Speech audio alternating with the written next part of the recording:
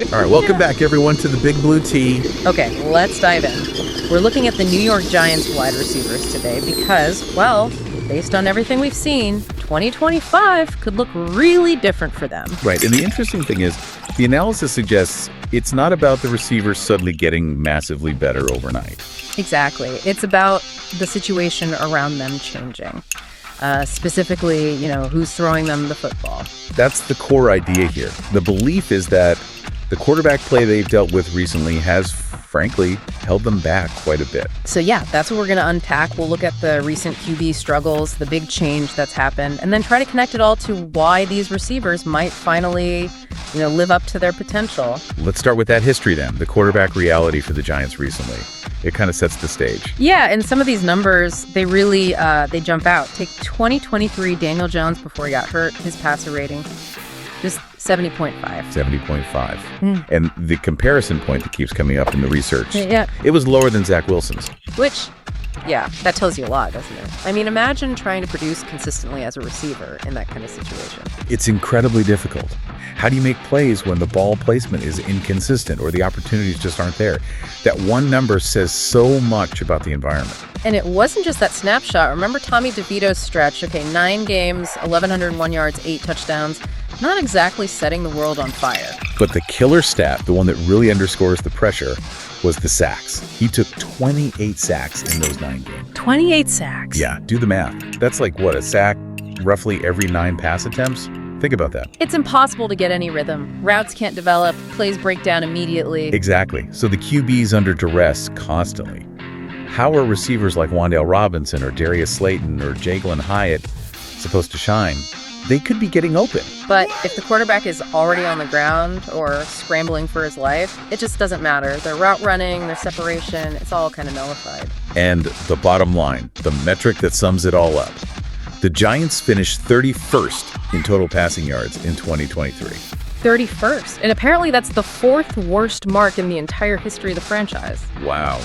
Yeah, the analysis puts that failure firmly on the quarterback play, on the arms, as the source material says, not really on the guys trying to catch the passes. Okay, so that's the, let's say, the before picture. Pretty bleak passing game situation. Definitely.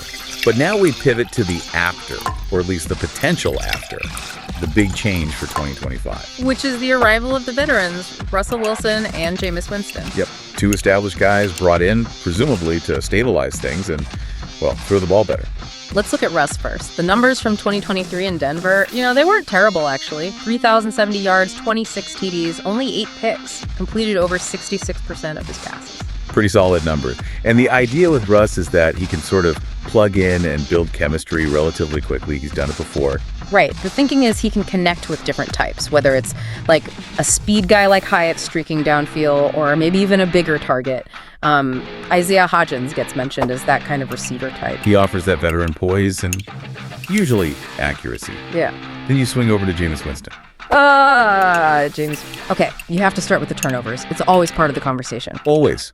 Say what you want about the turnovers is how it's often framed. Mm-hmm. But the flip side, the undeniable positive, is that the man will sling it. He is a pure gunslinger. No hesitation to push the ball downfield. None. And you look at his last full season, starting 2019, the numbers are wild. Yeah. Over 5,100 yards passing, 33 touchdowns. Huge numbers, but yeah, 30 interceptions in that same season.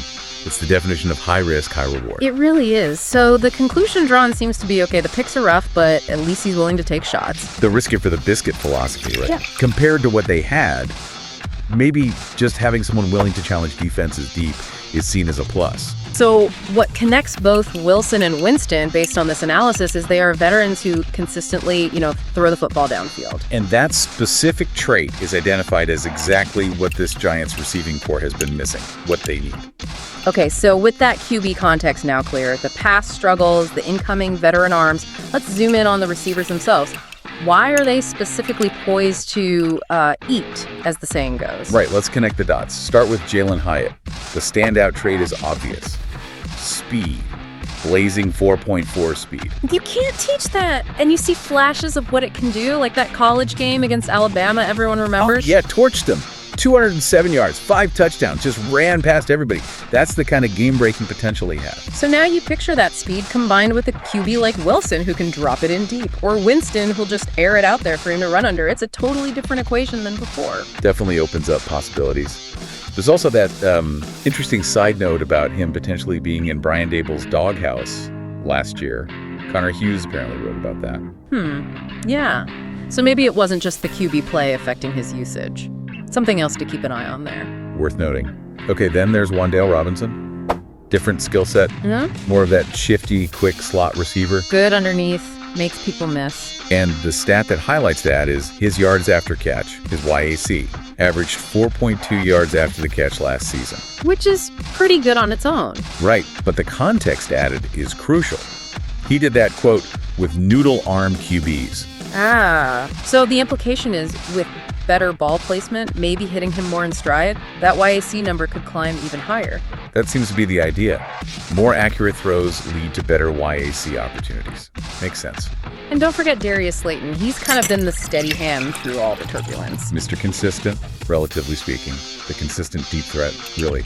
I mean, leading the team in receiving yards in 3 of the last 4 seasons. Yeah, despite everything changing around him constantly. That shows he can produce, he can get open downfield, even when things aren't ideal. He's proven he can be a reliable target. So you put it all together. Hyatt's speed, Robinson's shiftiness and YAC ability, Slayton's consistent deep threat presence.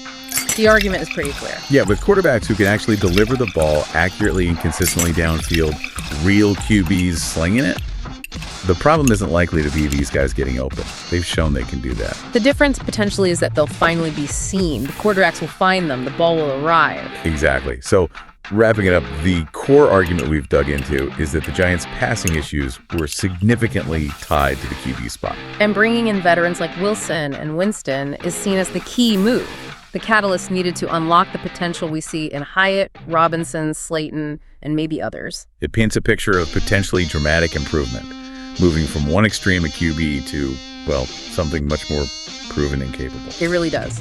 Which kind of leaves us with the final thought, right? Yeah, if this analysis holds true, and the quarterback play really is the main variable that's changing so significantly, just how big of a leap can these receivers make in one season? What's the realistic ceiling look like now compared to before, given this specific group of receivers and these specific veteran QBs? That's the question. Something definitely worth watching unfold in 2025. All right, well, I think that just about wraps things up for this deep dive. Yeah, seems like a good place to pause. Just wanted to say a massive thank you for tuning in to Big Blue Tea. Absolutely. And, you know, a huge shout out always to Black Freezy TV. Oh, For definitely. the fantastic programming, the production, everything that makes this possible. Yep. Their work behind the scenes is just really appreciated. It really is.